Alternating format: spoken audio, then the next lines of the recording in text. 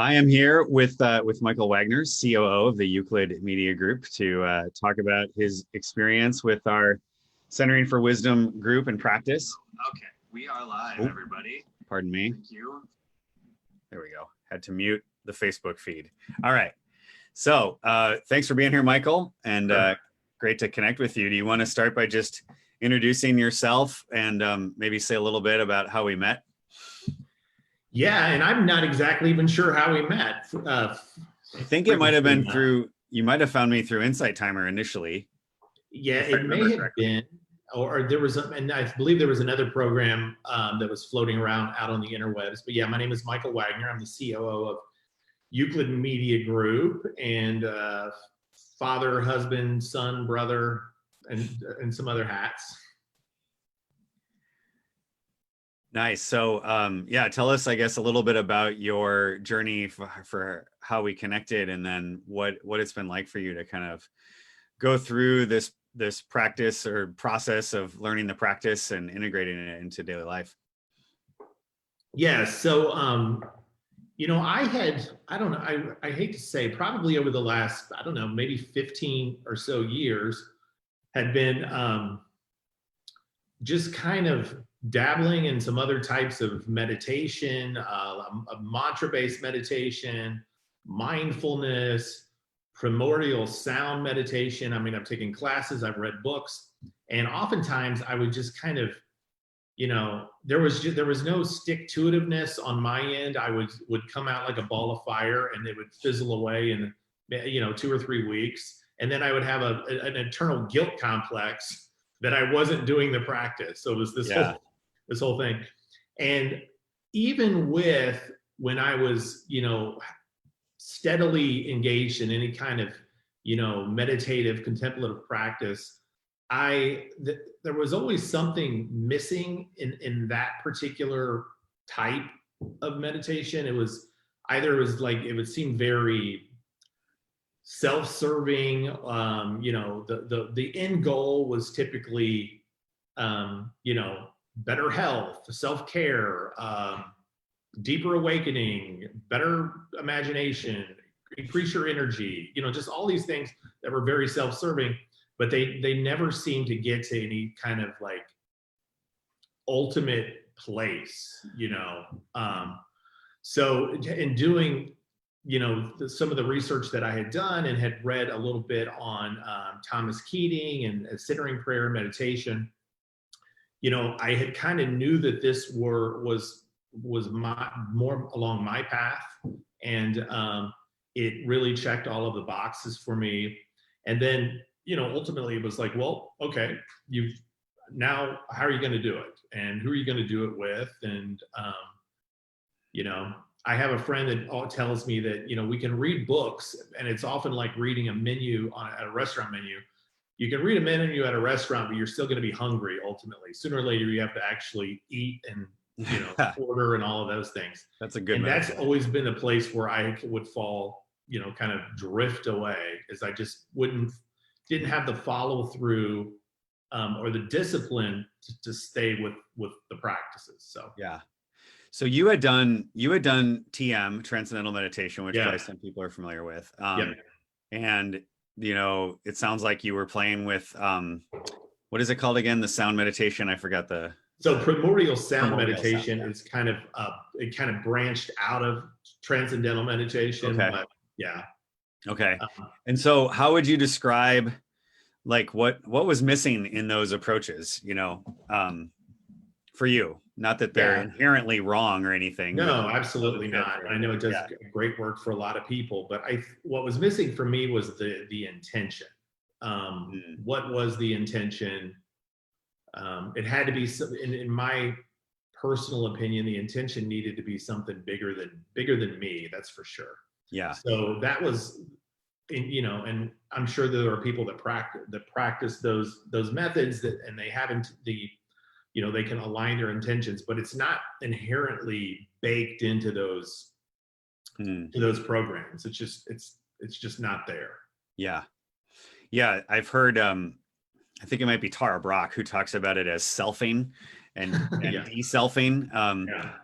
Yeah. So it sounds like those practices never really broke you out of that smaller, separate sense of self, or And, somehow got you beyond it. and if anything, for me, maybe it kind of reinforced the selfing. And, Mm. and I personally needed to go the other completely opposite direction of selfing. Yeah. So I think this is a paradox Yeah. of, like, at least the way I want to teach this practice or approach it as a coach is, you've got to have a reason to want to start. And that is usually something personal or right, self-interested, not in a bad way necessarily. Yeah. But then, as you progress through it and learn it, you kind of also want to start peeling away the self and get to something a little bit deeper. Or, I mean, not that you stop existing, you're still here on Right. Zoom, Right. but less kind of caught up in the drama or the ego, I guess. So what kind of drew you in when you were kind of looking at different ways to go deeper? What was it that was motivating you? And then a follow-up to that would be like, how did that change as you went through the process? Sure. Great question. So, initially, again, I was looking for some type of, really kind of a group, some people, some tribe, some accountability, Yeah. some instruction, some feedback, and all of those things, just to be able to kind of embark upon the the practice. But secondly, I just it's kind of difficult to explain, but I personally knew that there was something, there was just something missing. And I was always trying to figure out how to align kind of my outside self with my inside self. And when I think when you and I originally talked, we talked a great deal about alignment and kind of this ultimate goal of alignment. And I believe that, and we kind of throughout the 7-week program, it was a consistent theme pretty much every single week: alignment. Yeah. And, I had kind of, for whatever reason, had always kind of been at a place where, my activity, either in my profession, particularly in my professional life, did not necessarily reflect kind of this truer self, that we talk about, that exists on the inside. Yeah. So, ultimately being able to kind of get more grounded in this, into something a bit bigger than oneself, and spending some time there, it's just sort of been a natural process where these characteristics have just kind of started to manifest out in life. We talked specifically about, just a more compassionate approach, a little bit more heart, more empathy, all of these things that a lot of us have, but I think we're just socialized to keep those things compartmentalized, and they don't necessarily have a place in, business or maybe in your friend group or whatever. So yeah. So it's been obviously really fun to watch you peel the onion there and discover more of that. So where have you seen opportunities to apply that greater compassion, that greater inner peace, as that's more aligned? And that could be in business, in the Euclid media group. It could be, personal relationships, I guess, whatever you're comfortable sharing. Yeah, and really, as a father, and I think, it's interesting. I guess the simplest way that I could put it is there seems to be a little bit more space between stimulus and response, whereas, and that could just be a microsecond. But I think whereas, where I'd kind of been stuck is that my initial response to most things were, ego based, defense, fear, anxiety, things like that. Mm-hmm. And, now I do things like, well, I think I'll sleep on that tonight and we'll talk about it tomorrow. Another example that we talked about in the program, I think, and hopefully my wife doesn't kill me for telling this story, but I think it Yeah, and was, she's in the group now too, so she can see this. oh my Yeah. goodness. Yeah. Well, I apologize, but I think it was maybe a month or so ago, she had come to me and said that, you know, we were having problems with our lease vehicle and it was going to cost a lot to get it fixed. I mean, a lot. But it was a lease vehicle. I'm like, great, it's under warranty. And she's like, no, we didn't keep up with the oil changes. I was like, well, when was the last time we had the oil change? It was in January of last year, January of 2019. So again, it's almost kind of like, I don't want to get woo woo and be like an out of body experience, but you kind of see you process these things, and it's like, okay, well, there's emotion, there's anger, there's ego, and then there's a part of you that wants to be right, and then there is underneath all of that's compassion. So if you can create some space within yourself between stimulus and response, you know, restraint of pen and tongue, we call it in another group. You know, so that was an instance where my wife even told me, I mean, I think she came to me later that afternoon. It's like, I really appreciate and respect the compassion that you had exercised earlier when I told you about the car. Yeah. And I'm like, I don't even know who that was. Yeah, it was still you. It was just a deeper experience of yourself that right, was able to come out because you had kind of let go of some of those maybe ego barriers or boundaries. Yeah, and there's so many instances, I think, throughout any particular day where we have an opportunity to be or try to be right or respond, where it's just what greater purpose is that going to serve, you know? Yeah. There's a couple of things that you said in there that I wanted to highlight, and one of them was, I liked how you were like, you know, it's not like a out of the body experience kind of woo woo. Yeah. And it is, you know, one of the things that we talked about is getting in touch with that inner observer, that truer, deeper sense of self that's less caught up on the dramas that happen up here, and less identified with that.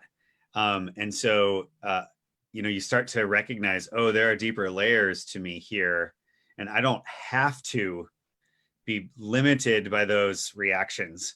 That actually, when you get in touch with that inner observer, you start to recognize that those reactions are really a primary cause of our own suffering, and often of our people around us, especially the ones that we're closest to, like spouses or kids, close and colleagues. I believe in the first couple of weeks of the program, we talked specifically about discernment. And, you know, there's a lot of people, you get a lot of applause out in the world with going with your quote unquote gut instinct. And, but, you know, there is kind of the ability to be able to discern the true gut instinct and then what is just your own stuff. Yeah. You know? Yeah. That discernment is really key, I think, and we talk about it in terms of the difference between reacting and responding. Yeah. You know? And there can be a deeper wisdom of like a gut response, but as long as we're not first engaging in that immediate reaction. You can't see this, but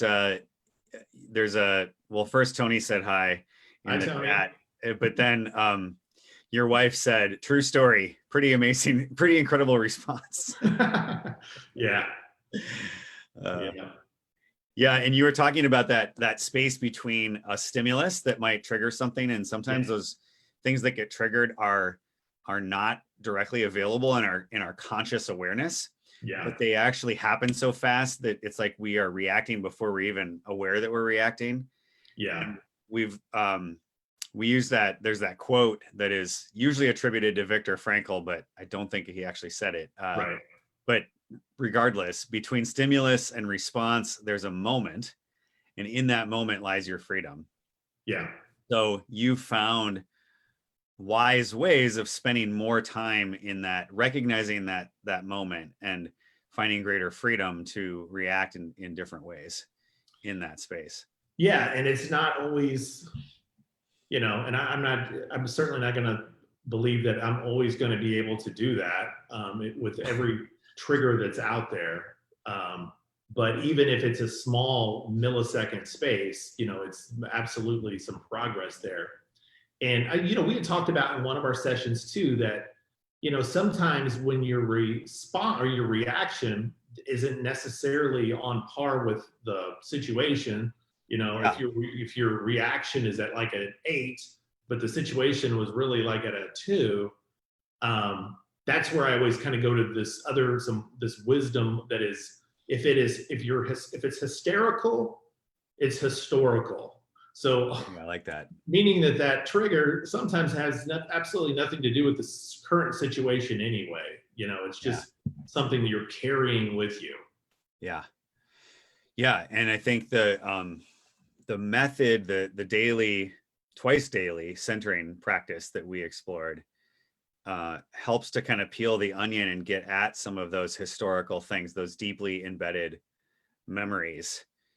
I was just having a conversation with a friend of mine, and we were talking about like the cultural dialogues we're having about race right now and how difficult it is to have an honest conversation because you just don't know. And my friend had commented that like all of us have like traumas that we carry around that can be set off by things that seem so mundane, but if they push that point, it's like we're all kind of walking on eggshells. So bringing that healing and presence and compassion into those kinds of conversations can be so powerful, to hopefully defuse it, or if not diffuse it, at least to come back later and say, sorry, let's try that again. Right. Yeah. Which is a whole other level of wisdom. Yeah. And I actually had some good experiences with that earlier this week where I pushed send on some emails that I later regretted. And I think I've since reconciled with almost everybody, but it would have saved me a lot of time to heed my own teaching. But it's a good reminder that none of us do this perfectly. Right. And that's why Google created that draft folder in their you just leave those parked for 24 hours. That's good. I'm going to use that. Yeah. I wonder if you can set that up to automatically filter through the draft folder. No, there's been some times when I think everything that I have ever sent out should have sat in the draft folder for a day. It's not a bad idea. Yeah. And you could have the same thought. You got a little draft folder in your mind if you're having a reaction, okay, just, well, I really want to say that, but I'm just going to hold off for a second. Yeah, that's a good point. Yeah. So that's been a welcome development, and and again, I don't want to say that or think that any of us are inherently not that way prior to a program like this, but it just has helped exponentially, and I feel like I'm just like maybe a preschooler / kindergartner on this journey. So there's so much more to go. But this idea of being able to, do this practice twice a day for 20 minutes and just kind of get that regrounding into something, bigger than myself, most definitely, really kind of helps kind of reset or reboot.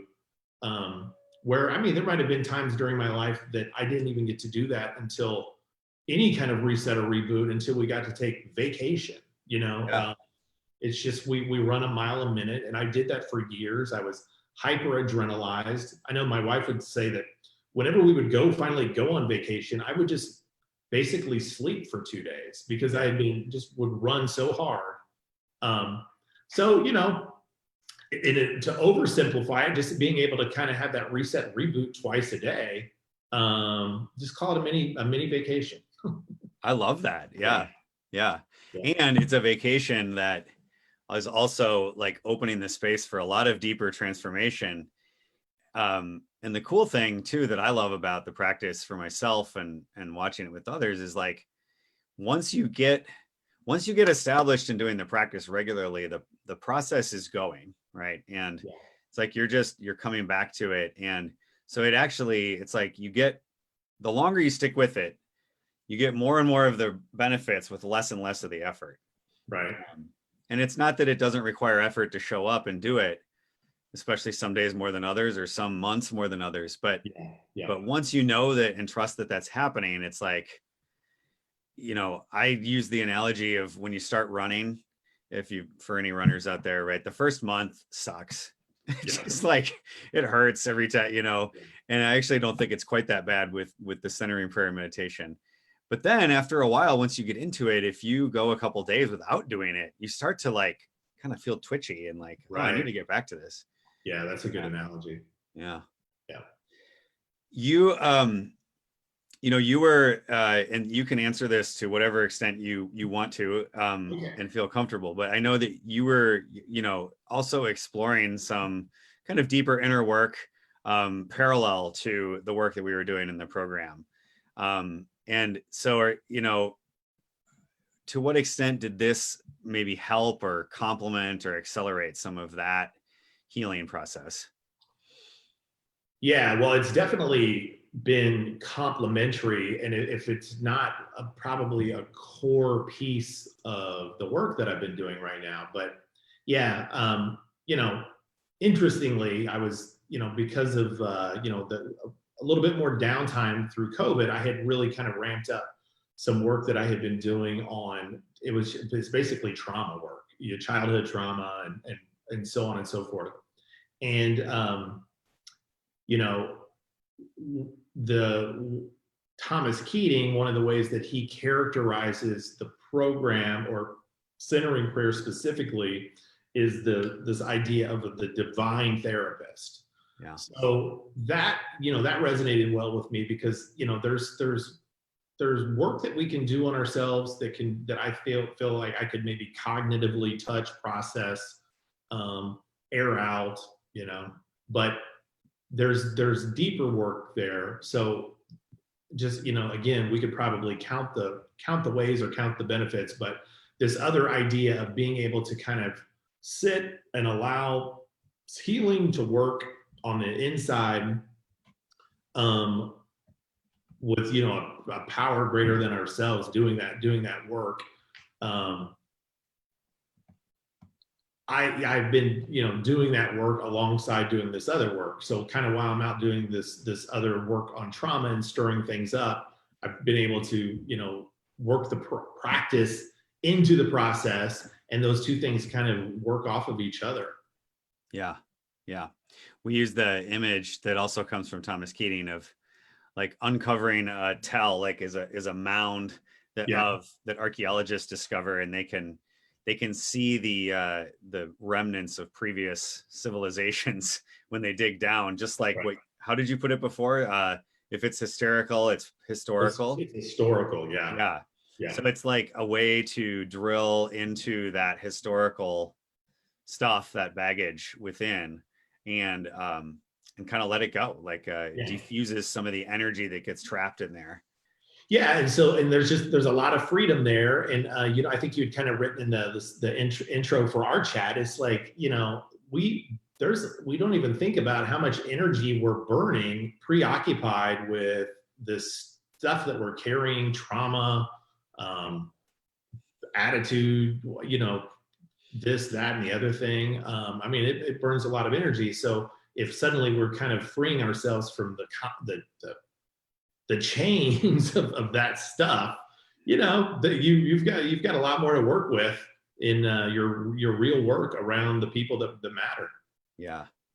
Yeah. So one of the things we looked at then is and you mentioned this earlier, that something was unique about the power of intention, the intention behind the practice, Yeah. that was different from other kinds of meditation that you had experienced. And then we worked a lot around like, what is sort of your core intention and how are you lining that up with daily life and things like that. So what did you have any insights about your own intention and how that developed? Well, maybe I'll start with that one and then a follow up later, but Yeah. So well, you know, if I'm kind of comparing with some of the other kind of the meditations that I had worked with, um, it wasn't necessarily, you know, a lot of it was like that was physiological kind of benefits that you were going for, Yeah. you know. And it's difficult to, you know, my intention of when I'm working this particular program, I guess there's several, but one is to just be the person that God intended me to be. So whenever we say the being the person that God intended me to be, I think of that when we talk about alignment, you know, the person that you are on the inside, that you're at your core being, and the person that you are out in the world. So that intention to me, if that were the only one, just seems to have, you know, much stronger roots than anything that I would be able to get if it were just, you know, I'm following my breath, and I'm not trying to knock other meditations, but sure. I'm just speaking from experience that I would be able to get relaxed. You know, I don't know about some of the other benefits, but you know, it would help me stay present, but it was never kind of as transformative in what I felt like I wanted or needed. Yeah. Huh. Yeah. Oh, I lost my thought. I had to follow up on that. It was something about your deeper intention that you were talking about. But yeah, discovering, it's funny because Tony used very similar language in her description when we talked about it, of kind of discovering the person that God intended me to be. Oh, I know what I was thinking before was that all of those benefits, the other ones that you talked about, right? Whether it's physiologically, like calming down, or like lowering cortisol and the stress hormone, or you know, all of those they're there, but I think of them as those are secondary outcomes. Right. It's like your bonus package. Right. But the intention stays kind of focused on, you know, moving into the deeper self, union with God or the divine, depending on how you know, the language that people are comfortable with. But it's like that deeper intention, in some ways, it almost frees us from getting stuck in those more surface level things that are good. They're inherently good, right? Like we want to be healthy. We want to be lower stress and all of that. But there's more to it. And I think people who, like you at the very beginning, described having this yearning for something more. This is where a lot of people feel that is met in this kind of a practice. Yeah, I would agree. Yeah, because if you think about this particular practice, you're talking about dealing or tapping into unlimited resources versus, you know, maybe calming down for a few minutes, you know. And so that's why I can also see the benefit of a long-term practice. And when I hear of someone like yourself that's been doing this for a couple decades, or you know, reading the Cynthia Bourgeault book, and she's like talking about 35 years. You know, it's amazing to me, because I mean, I'm at like what, month 4, month 3. But we're all beginners every time we sit down, right? So all over.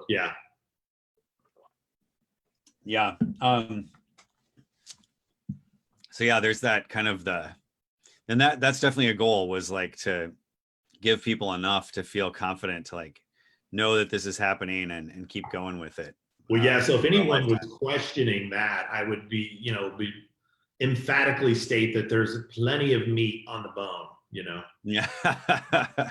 Nice. I like the way you put that. Curious if there's because we talked about like an example with at home. Are there other areas where you've seen a shift?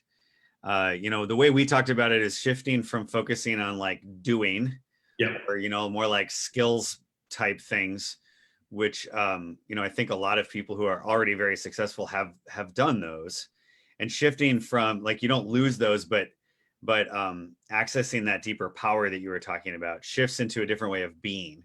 And we start to focus more on how am I being, how am I showing up as a person? Have you seen that play out with like the Euclid Media Group or colleagues or projects that you're working on? You're also working on a master's degree just to make it fun. Anything else shifted in there? Well, it's, you know, it's an interesting time. And, you know, I think about all the years that I ran a mile a minute, and had all these grand plans and schemes and was chasing bottom line profits and top line revenue and all this stuff. And ultimately, at the end of all that, we would have still ran into this pandemic and everything would have still came to a screeching halt. And there still wouldn't have been a damn thing I could have done about any of it. So so kind of coming into this program at the same time that we're in this global pandemic, at the same time that my business has come to a screeching halt, at the same time that I'm working on inner trauma, it's all just kind of come together. So on business, I have relinquished control over a lot of stuff that I used to think that I had to have my thumb on. And whether that's a direct result of the practice or it's a direct result of just kind of this awakening that's occurred around the pandemic, probably a combination of the two. Yeah. But I do absolutely see myself I'm just not getting worked up about things that I really have no control over anyway. Completely. I've never felt more powerless than I do right now when it comes to business. And so I look back and I'm like, you never really had you were pretty powerless 3 or 4 years ago too, but you like to occupy your mind with a lot of schemes and plans that you're going to do this and change that. And so better do this. And so didn't email you back about that. And so that has calmed down quite a bit. I wish I could say that it's completely disappeared, but it has calmed down a lot. And then I think about my kids, we have a 9-year-old, a 4-year-old, and a little boy that's about ready to turn 2. And I would come home with that in me, like that whole struggle and work. And it would take me forever to really just kind of, to let that stuff go. And oftentimes I didn't. Detox is the word I was looking for. I never detoxed. So I know that I was bringing that in to my relationship with my wife. I was bringing that into how I would treat the children and how attentive and present I was around them. So, that's been another good thing. And I it's easy to fly off the handle with children if you're, already at like a 9 and you have a hairpin trigger anyway. I don't want to do that. I have no interest in doing that at all anymore, ever. So, this practice of just being able to kind of calm and let go and really, anchor oneself into something much deeper and being able to carry that out into these different areas. It's pretty priceless. Yeah. Yeah. I mean, I've found that my second practice that I try to do every day, it moves around just based on my schedule, but I really enjoy doing it on days where if I can do it right before coming home from work. And even to the point where I've done it in my car. I've stopped at the park on the way home. Or if I'm working at home, I just sit in that chair back there before I go down for helping with dinner. And it's like wipes the slate clean so that I can be present and less likely to take out my anxieties or whatever project didn't get finished that day on my wife and kids or dog. What Keating talks about, the undigested emotional material.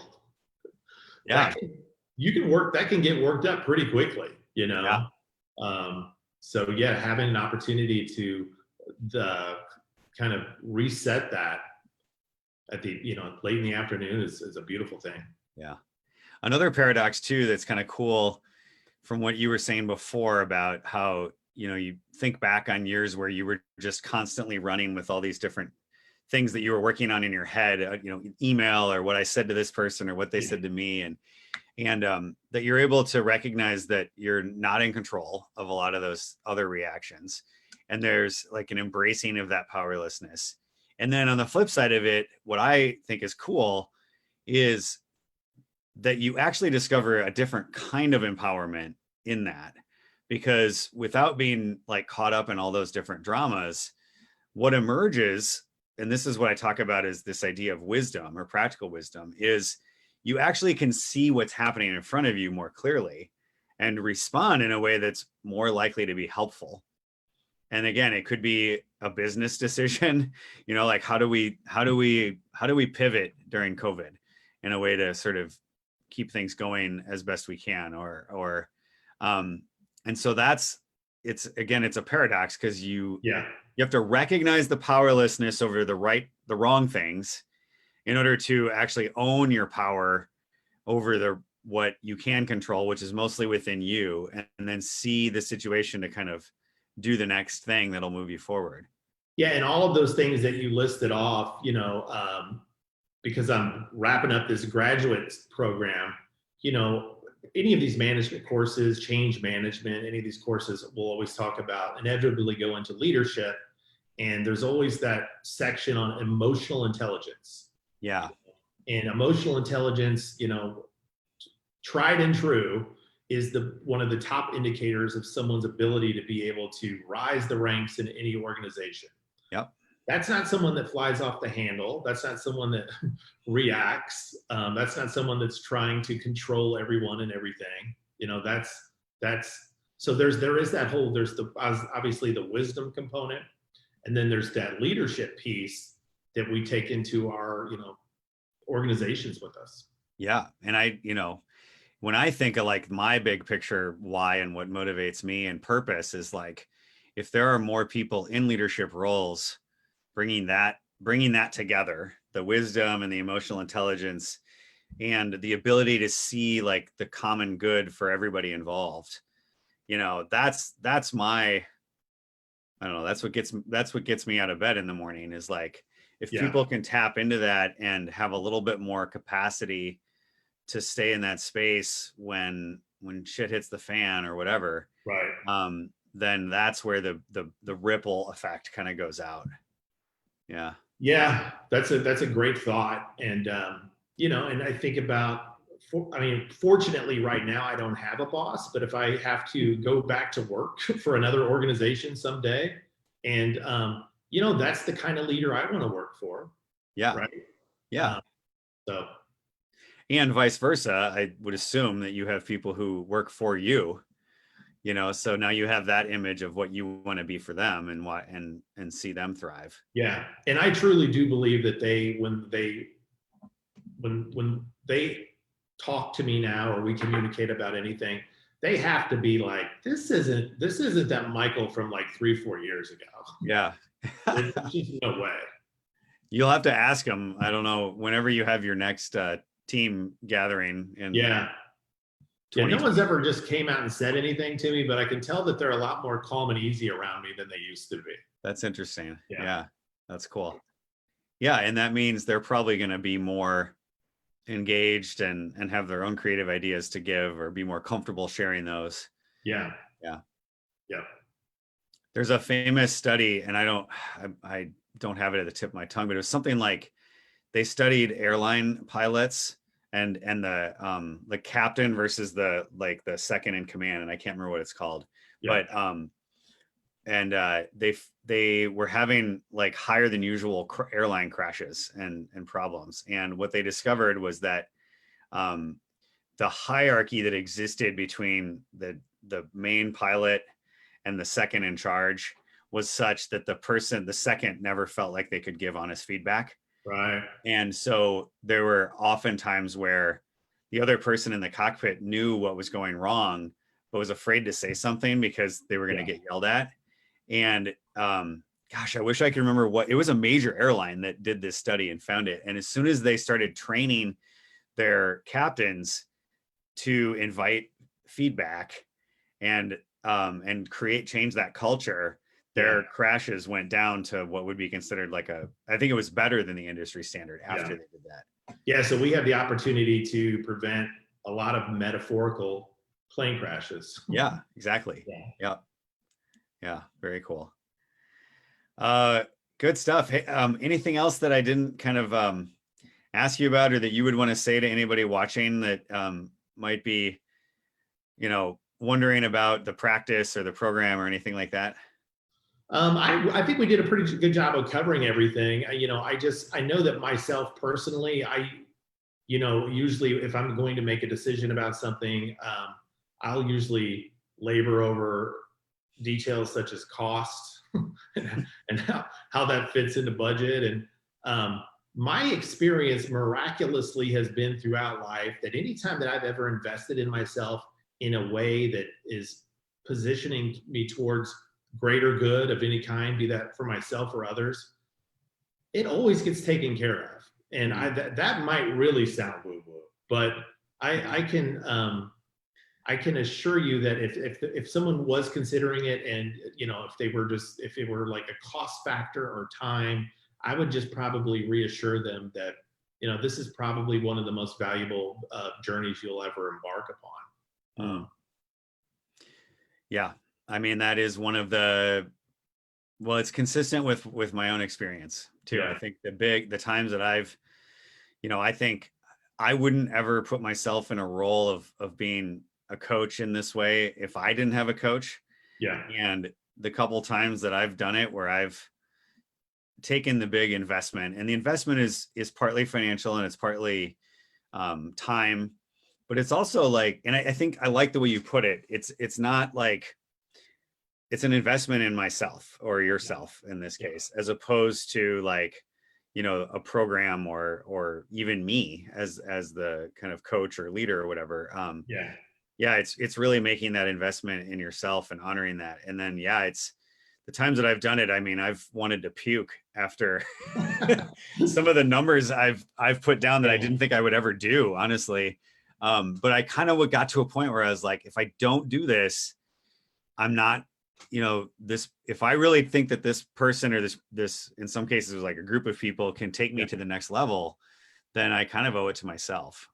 But it's taken. I remember when I was looking at this decision, making the decision to join this program, and we had just entered the pandemic, and I was talking to my wife, and it was kind of like, well, why does an opportunity like this present itself in the first place? We kind of glossed over it at the beginning, but it's not like that you and I were actively chit-chatting back and forth, texting each other. It was just like I came upon it and it spoke to me. And then after you and I talked, I just knew that it was the right thing to do. Yeah. And, there's the investment in yourself, but then I came so far as to start to think about, well, what about other people that you can help down the road? There are people that you could potentially help get involved in the practice. And never mind just the way that you could potentially treat people and just the other secondary benefits that you discussed that you get out in the world. So yeah, absolutely. Well, I appreciate the fact that you put that investment into yourself, and that you've shown up and done all this work, and then of course your willingness to come here and share that with others, and that's a way that you are now sort of paying it forward, right? As you were just talking about, of how you've experienced that transformation. Yeah. So thank you for having me, Tom. I appreciate it. Yeah, absolutely. So for all those watching, real quick, I just put if any of what Michael shared today kind of speaks to you and you're interested in having that conversation with me, I'm putting the link up in the chat box here along with us. So would love to talk to anybody who might be thinking about it, and just see if it's the right fit and the right time. If it is, great, love to talk about it. And if it's not, then that's fine too. We get some clarity on the call about where you are. And for a lot of people I talk to, it's like, oh, this sounds awesome, but let's plan it at a different time or ahead in the future. So it's really it's not about like pushing it on anybody, but putting it out there for anybody who might be interested, and getting clarity and getting over that fear factor. Yeah. To make the investment in yourself. So cool, man. Thanks again. I really appreciate it. Yeah.